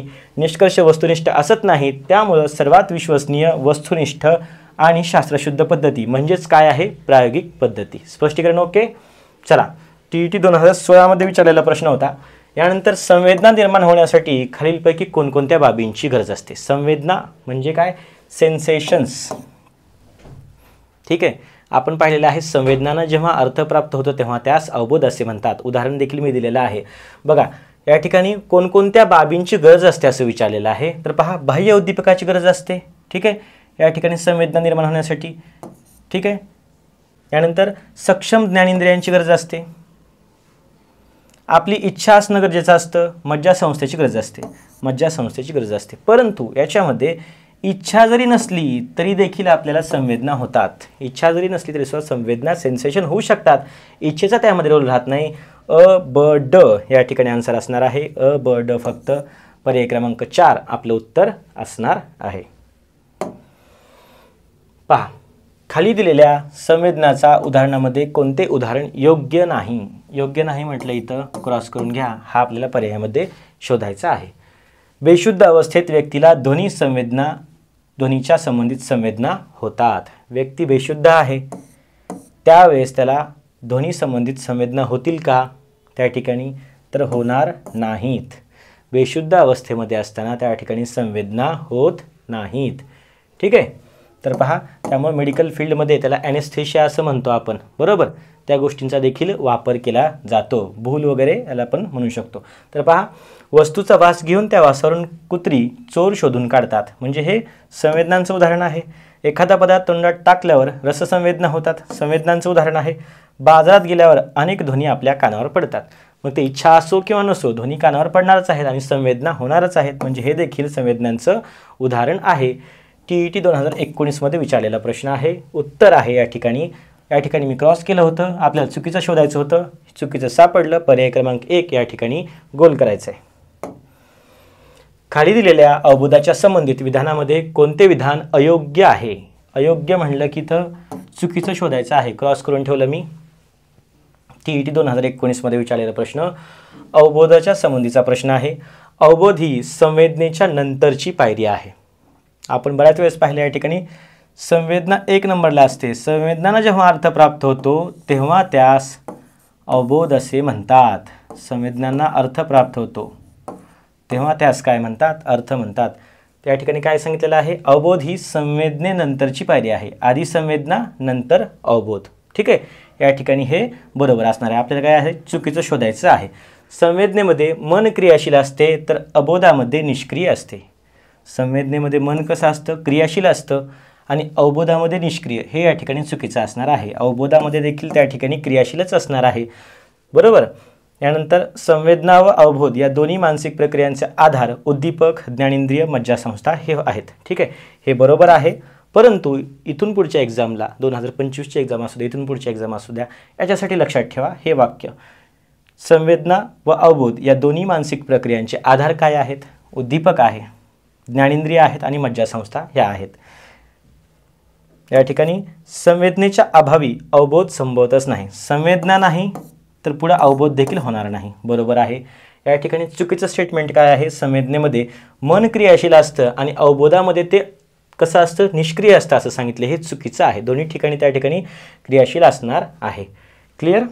चला, त्यानंतर संवेदना आणि अवबोध यावर आधारित दिलेल्या विधानापैकी कोणते विधान योग्य नाही? पहा, योग्य नाही शोधायचे म्हणजे चुकीचं शोधायचं आहे. TET 2017मध्ये विचारलेला प्रश्न आहे. ठीक आहे, संवेदना म्हणजे मूर्त स्वरूपातील अनुभव नव्हे, पण अवबोध म्हणजे अर्थपूर्ण अनुभव वय. ठीक आहे, पहा या ठिकाणी अवबोध म्हणजे काय आहे? अर्थपूर्ण अनुभव होय. ओके. यानंतर ज्या क्षणी संवेदनेला अर्थ प्राप्त होतो त्या क्षणी संवेदनेला अवबोध असं म्हणतात. अगदी बरोबर आहे. हे देखील आपण पाहिलेलं आहे. संवेदना नेमकी कोठे संपते व अवबोध नेमका कोठे सुरू होतो हे सहजपणे सांगता येते. हे चुकीचं आहे. हे सहजपणे सांगता येत नाही. खूप कॉम्प्लिकेटेड प्रक्रिया आहे संवेदना आणि अवबोध. ठीक आहे, नेमका अर्थ कुठे लागतो हे एक्झॅक्टली लगेच सांगता येत नाही. कधीपर्यंत एखादी गोष्ट संवेदना होती आणि कधी त्याचा अर्थ लागला आणि कधी ते अवबोध झालं हे नक्की सांगता येत नाही. त्यामुळे हे चुकीचं आहे. संवेदना आणि अवबोध या ज्ञानग्रहणाच्या पायऱ्या आहेत. बरोबर. आपल्याला चुकीचं शोधायचं होतं. पर्याय क्रमांक 3 उत्तर आलं. ओके, चला, प्रायोगिक पद्धतीविषयी खाली दिलेल्या बाबीतून कोणती बाब अयोग्य आहे? अयोग्य विचारलेलं आहे म्हणजे चुकीचं. क्रॉस केलं मी या ठिकाणी. चला, या पद्धतीत पूर्वनियोजित वर्तनाचे वस्तुनिष्ठ निरीक्षण केले जाते. अगदी बरोबर आहे. या पद्धतीत किमान 2 व्यक्तींची गरज असते. बरोबर आहे. प्रयोजकाने प्रयोज्यावर पूर्ण नियंत्रण ठेवणे अनावश्यक आहे. अनावश्यक म्हणले, या ठिकाणी आवश्यक गोष्ट आहे, अनावश्यक दिलेलं आहे. आणखीन एक या ठिकाणी ट्रिक लक्षात ठेवायची, निगेटिव्ह पर्याय असतो तो बहुधा उत्तर असतो, अनावश्यक. ठीक आहे, ठीक आहे, स्टेटमेंट पण बरोबर आहे, परंतु एक लक्षात गोष्ट ठेवायची म्हणजे निगेटिव्ह पर्याय बऱ्याच वेळेस उत्तर परीक्षेत असतात. प्रयोजकाने प्रयोज्यावर पूर्ण नियंत्रण ठेवणे आवश्यक आहे, तर तिथं अनावश्यक दिलेलं आहे. या पद्धतीत फक्त जिवंत प्राणीमात्रावरच प्रयोग केले जातात. बरोबर आहे. या ठिकाणी चुकीचं स्टेटमेंट जे आहे ते या ठिकाणी पर्याय क्रमांक 3 असणार आहे. ठीक आहे, चला, मानसशास्त्रातील विविध अभ्यास पद्धतीपैकी प्रायोगिक पद्धतीच्या मर्यादाविषयी खाली काही विधाने दिलेली आहेत. त्यापैकी कोणतं विधान असत्य आहे? असत्य, सत्य ह्याच्यात थोडं कन्फ्युजन व्हायचं नाही. ठीक आहे, असत्य म्हणजे चुकीचं आपल्याला शोधायचं आहे. पहा, चुकीचं बघा याच्यातला कोणतं आहे? 4 पर्याय आहेत. या पद्धतीत निष्कर्ष पडताळून जरूर तर फेरफार करणे शक्य होतं. पहिलाच पर्याय चुकीचा आहे. फेरफार करतो का आपण? प्रायोगिक पद्धती आहे. पद्धती कोणती आहे? प्रायोगिक. त्याला आपण सायंटिफिक मेथड म्हणतो, शास्त्रीय पद्धती म्हणतो, विश्वसनीय पद्धती म्हणतो. निष्कर्ष त्या ठिकाणी वस्तुनिष्ठ असतात असं म्हणतो आणि त्याच्या निष्कर्षामध्ये आपण फेरफार या ठिकाणी करू शकतो का? तर अजिबात नाही. त्याच्यामुळे पहिलाच पर्याय चुकलेला आहे. बाकीचे पर्याय देखील आपल्याला पाहण्याची आवश्यकता या ठिकाणी नसणार आहे. चला, यानंतर मानसशास्त्र या शब्दाची उत्पत्ती कोणत्या भाषेतून झालेली आहे? देश होता या ठिकाणी ग्रीस, भाषा असणार आहे ग्रीक. सायको प्लस लोगस, सायकोलोगस. ठीक आहे, सायकोलॉजी म्हणजे काय आहे? आत्म्याचा अभ्यास करणारं शास्त्र. सायको म्हणजे मन किंवा आत्मा, लोगस म्हणजे शास्त्र. परत रिव्हिजन होऊ द्या, काय हरकत नाही, परंतु आपलं हे पाठच झालं पाहिजे लेक्चरमध्ये, हे आपलं टार्गेट आहे. मानसशास्त्राचे जनक कोण? William won't. विल्यम वुंट हे वर्तनवादाचे त्या ठिकाणी पहा, वर्तनामध्ये बोधावस्था त्याचा अभ्यास त्यांनी केलेला होता. ठीक आहे,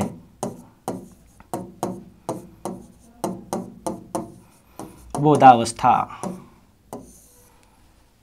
ठीक आहे, विल्यम वुंट यांनी बोधावस्थेचा अभ्यास केला. 1879 जर्मनीतील लाइप्झिग विद्यापीठामध्ये त्यांनी संशोधन केलं. मानसशास्त्राची पहिली प्रयोगशाळा सुरू केलेली होती.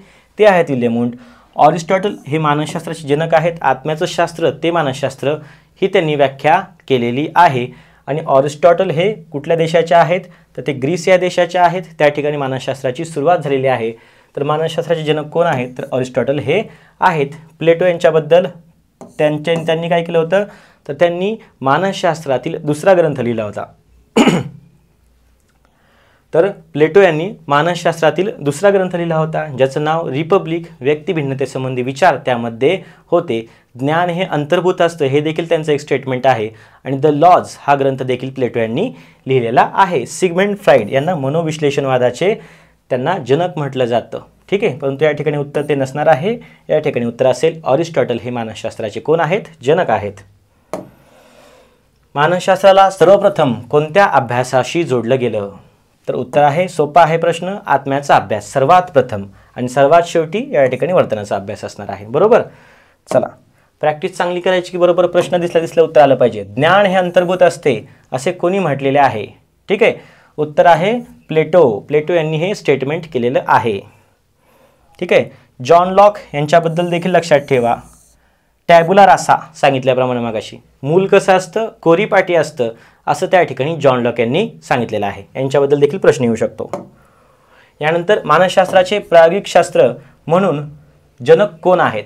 ठीक आहे, मानसशास्त्राचे प्रायोगिक शास्त्र, तर प्रयोग कोणी केले सर्वात प्रथम, या ठिकाणी पहा वॉटसन, फ्राइड, वुंट. तर पहा विल्यम वुंट यांनी प्रयोगशाळा पहिली स्थापन केली होती. त्यामुळे प्रायोगिक मानसशास्त्राचे जनक विल्यम वुंट यांना म्हटलं जातं. विल्यम जेम्स यांना काय म्हटलं जातं, अमेरिकी मानसशास्त्राचे जनक. विल्यम वुंट आणि विल्यम जेम्स हे दोन्ही या ठिकाणी दिले. खरं तर विल्यम जेम्स यांनी 1875 मध्ये पहिल्यांदा प्रयोगशाळा सुरू केली होती, परंतु फक्त प्रॅक्टिकल्स ते करायचे, त्या ठिकाणी एक्झॅक्टली प्रयोग व्हायचे नाहीत. त्याच्यामुळं त्यांच्या प्रयोगशाळेला मान्यता दिली जात नाही. आपण म्हणतो की विल्यम वुंट यांचीच प्रयोगशाळा मानसशास्त्राच्या इतिहासातील पहिली प्रयोगशाळा आहे. आणि म्हणूनच या ठिकाणी मानसशास्त्रामध्ये जे काही प्रायोगिक शास्त्र आहे हे कशामुळे म्हणलं जातं, तर विल्यम वुंट यांच्या या पद्धतीमुळे. ठीक आहे, प्रायोगिक शास्त्र त्याचे जनक म्हणून विल्यम वुंट यांना ओळखलं जातं. ठीक आहे, चला पुढचा प्रश्न पाहूया. वॉटसन यांच्या मते मानसशास्त्र काय आहे.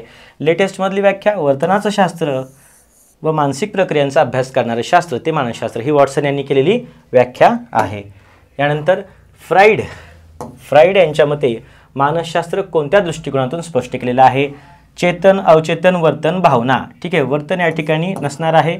अवचेतन, ठीक आहे, अवचेतन म्हणजे अनकॉन्शियस जे काही स्टेट असते त्याच्याबद्दल त्यांनी, अबोधावस्थेबद्दल त्यांनी स्पष्टीकरण दिलेलं आहे. ओके, चला मानसशास्त्राची आधुनिक व्याख्या कोणती आहे, तर लक्षात ठेवायची, मानवी वर्तन व मानसिक प्रक्रियाचा शास्त्रशुद्ध अभ्यास करणारं शास्त्र ते मानसशास्त्र, हे मानसशास्त्राची आधुनिक व्याख्या आहे. चला, तर आजच्या व्हिडिओमध्ये इतकंच. मानसशास्त्राचा पहिला टॉपिक आपण इन डिटेल अभ्यासलेला आहे. इथून पुढच्या लेक्चरमध्ये देखील भेटत राहू. मानसशास्त्राचा संपूर्ण सिलेबस तुमचा एक्झामच्या आधी कंप्लीट करूया. आणि येणाऱ्या एक्झाममध्ये तुम्हाला बरेच प्रश्न आपल्या नोट्समधून आणि लेक्चर्समधून रिफ्लेक्ट होताना दिसतील. फक्त लक्ष देऊन लेक्चर करा आणि विश्वास ठेवून अभ्यास करा. ठीक आहे, तुम्हाला परीक्षेसाठी खूप खूप शुभेच्छा. भेटूया पुढच्या व्हिडिओमध्ये. Thank you so much.